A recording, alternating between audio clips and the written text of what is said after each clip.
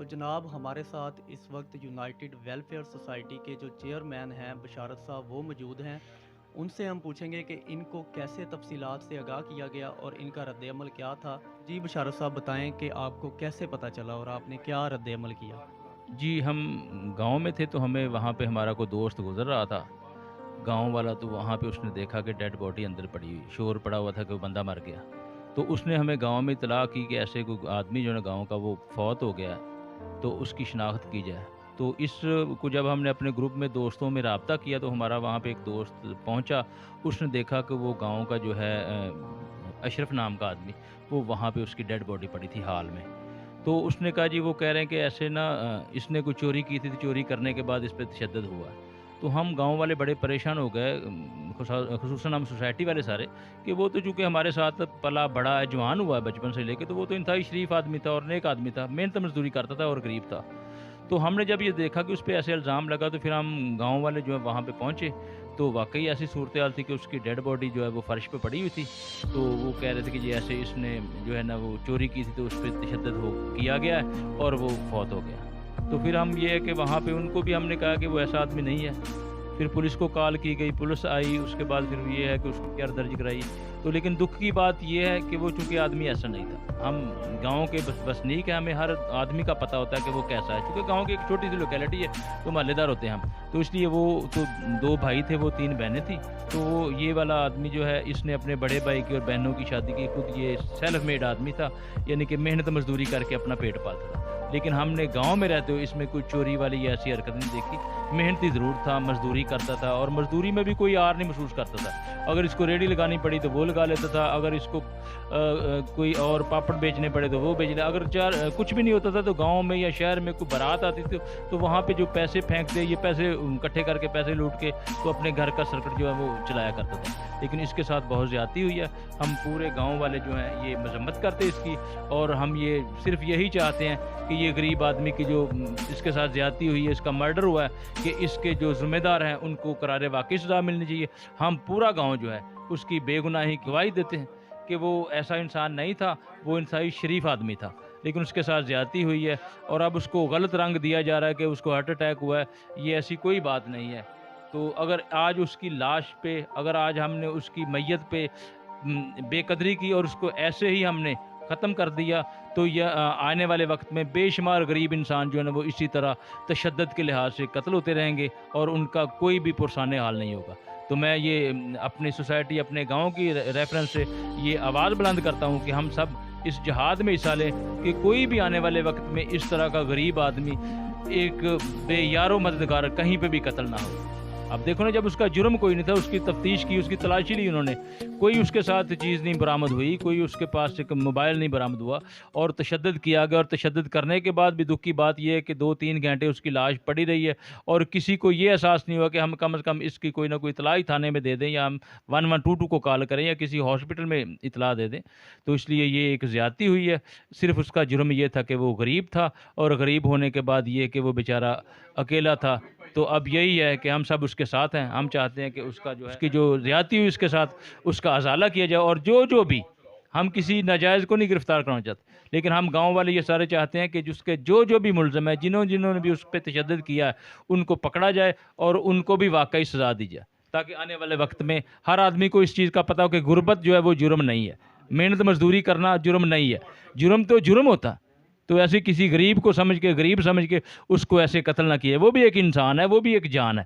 تو اس لیے ہمیں بہت صدمہ ہوا ہے. ہم پورا گاؤں جو 3 دن ہو گئے کہ ہم اس صدمے سے سوگوار ہیں، اور سارا دن ہم یہاں پہ بیٹھے رہتے ہیں، یہی سوچتے رہتے ہیں کہ اگر آج ایک غریب اس طرح مارا گیا ہے تو کل کو آنے والے وقت میں تو امیر آدمی جو ہے، جو امیر آدمی ہوں گے، اہل ثروت ہوں گے، وہ تو کسی بھی ناحق کو مار کے ایسے کہتے ہیں کہ اس کو اٹیک ہوا تھا اور یہ یعنی کہ بے یار و مددگار پڑا ہوا. تو ہماری تمام اہل اقتدار سے یہ گزارش ہے کہ خدارا یہ کسی غریب کے ناحق قتل پہ پردہ نہیں ڈلنا چاہیے، اس کے مجرموں کو سزا ملنی چاہیے، تاکہ آنے والے وقت میں کوئی بھی کسی کی غربت کی وجہ سے اس کو قتل نہ کرے. اچھا، تو یہ جو پوسٹ مارٹم میں بتا رہے ہیں کہ اس پہ جتنا تشدد کیا گیا ہے اس لحاظ سے کوئی تشدد جو ہے وہ ثابت نہیں ہوا، اس حوالے سے کیا کہنا چاہتے ہیں؟ سر یہ ہے کہ جو پوسٹ مارٹم رپورٹ آئی ہے، ابھی ہمیں تو نہیں اس کا پتہ کیا آئی ہے، لیکن اصل میں یہ ہوتا ہے کہ امیر آدمی تو امیر ہی ہوتا ہے.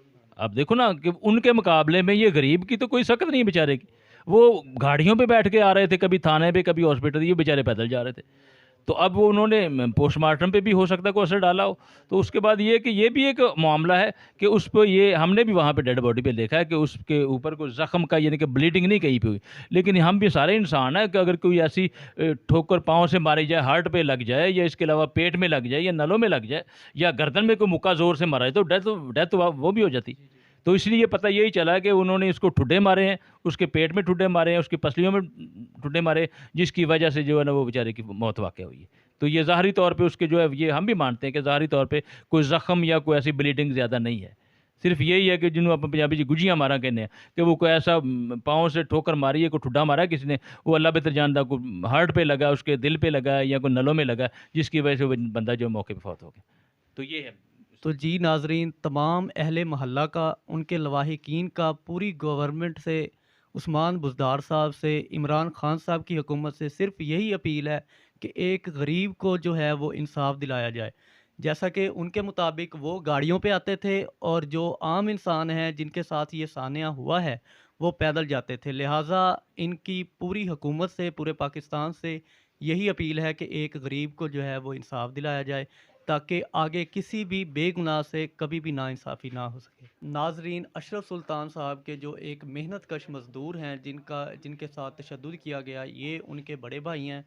تو ان سے ہم معاملے کی جو ہے پوری تفصیل لیں گے اور پوچھیں گے کہ پاکستان پولیس، محکمہ پولیس ان کی کیا مدد کر رہی ہے اور آج تک انہوں نے کیا کارروائی کی ہے. السلام علیکم. وعلیکم السلام جی. تو بتائیں کہ جو آپ کے جو بھائی تھے اشرف صاحب، ان پہ جو الزامات لگائے جا رہے ہیں کہ وہ جیب کترے تھے یا وہ نشہ کرتے تھے، اس حوالے سے آپ کیا کہنا چاہیں گے؟ وہ نشہ تو کوئی بھی نہیں کرتے تھے، اور ان سے اسی طرح الزام لگا کہ وہ محنت کرتے تھے، اور اس نے پاپڑ لگائے ہوئے تھے تیری شادی پہ، اور تھے جھگڑا ہوا کسی وجہ سے، کسی کا موبائل چوری ہو یا کسی اور آدمی نے چوری کیا، اور جب وہ موبائل ان کو مل گیا تو اس کو مارنے لگے. میرا بھائی اس کے پاس گیا، اس نے کہا کہ بھی اسے چھوڑ دو، آپ کو موبائل مل گیا کیوں مار رہے ہو. اس نے کہا کہ یہ بھی ان کے ساتھ ہے. اسی بھلیکے میں اس کے الزام لگ گیا، اور وہ چھڑاتے انہیں مارن لگ پے. وہ دوڑ گیا جن نے موبائل چوری کیتا سی، اور ان کٹن مارن لگ پے ٹھوڈے جو سون مکھی پتہ نہیں کی کیا اس نے، اور مر گیا. اور تو لاش اتھے پئی رہی. آپ لوگ کھانا کھاندے رہے اور وہ لاش ساتھ ہی پڑی. جو ٹیبل پہ کپڑا ہوتا ہے نا، وہ اس پہ ڈال دیا، اور اسے کوئی نہ پوچھ، انہیں یہ نہیں آکھیا بھی چلو انہیں پاسے آسے کتے ہسپتال یا کس طرح.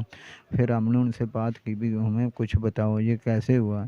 اس نے بات نہ سنی. وہ کہنے لگے کہ ہمارا ٹائم نہیں ہے، ہم کل آواں گے. تو اسی طرح بس یہ ہمیں انصاف چاہیے.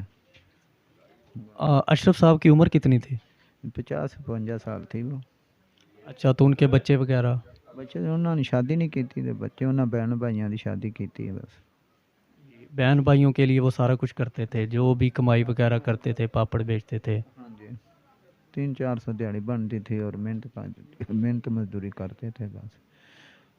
ڈیلی نیوز کے ساتھ مدثر علی کو اجازت دیجیے. اب تک کے لیے اتنا ہی. اس سے اچھی اور لیٹسٹ نیوز کے لیے دیکھتے رہیے ڈیلی نیوز. اللہ حافظ.